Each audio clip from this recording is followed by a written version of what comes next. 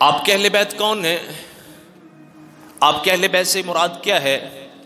اہل سنت کا جو عقیدہ یہ ہے کہ آپ صلی اللہ علیہ وآلہ وسلم کے ازواج مطہرات اور یہ جو 5 ہستیاں حضور کو ملا کر یہ آپ کے اہل بیت سے. کس لیے؟ جب نجران کے عیسائی حضور نبی کریم صلی اللہ علیہ وآلہ وسلم کی بارگاہ میں آئے،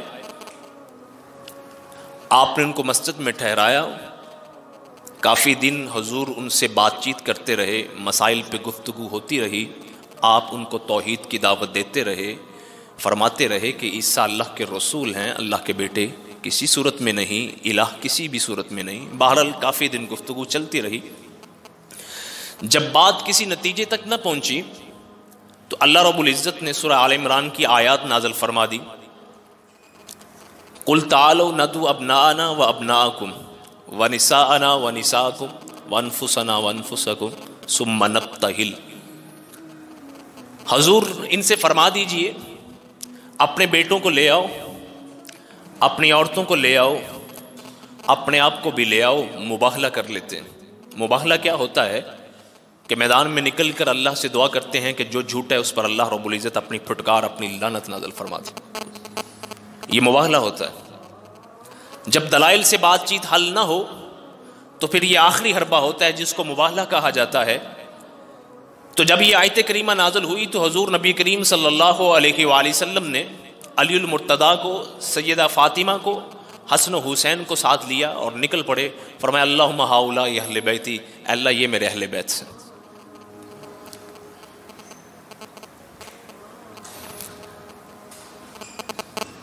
حضور نبی کریم صلی اللہ علیہ وآلہ وسلم صحابی فرماتے ہیں کہ آپ پر ایک چادر تھی سیاہ بالوں کی. حسن آئے تو حضور نے چادر کے اندر داخل کر لیے، حسین آئے وہ بھی چادر کے اندر داخل ہو گئے، فاطمہ آئیں، علی المرتضیٰ آئے.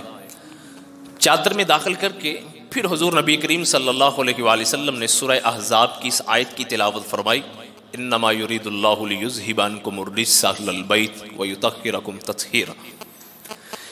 ان دو حوالوں سے قرآن مجید کی آیات ہی سے یہ ثابت ہے کہ حضور نبی کریم صلی اللہ علیہ وآلہ وسلم کے اہل بیت میں آپ کی ازواج مطہرات کے ساتھ ساتھ، ازواج مطہرات میں اس لیے بول رہا ہوں کہ سورہ احزاب کی یہ جو آیت ہے اس کا ماں قبل اور اس کا ماں بعد حضور کی ازواج پہ ہی گفتگو ہو رہی ہے.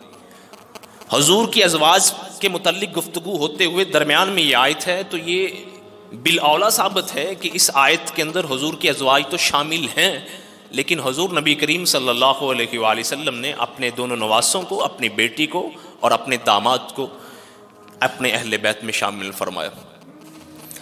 یہ مغالطہ ذہن میں نہ رہے، اس کو ذرا کلیئر کر لیجئے گا کہ اس آیت کریمہ میں صرف آپ کی ازواج مطہرات اہل بیت میں شامل ہیں اور حضور نے اپنے طور پر ان ہستیوں کو اہل بیت میں شامل کیے. نہ، یہ ذرا مسئلہ سمجھیے گا.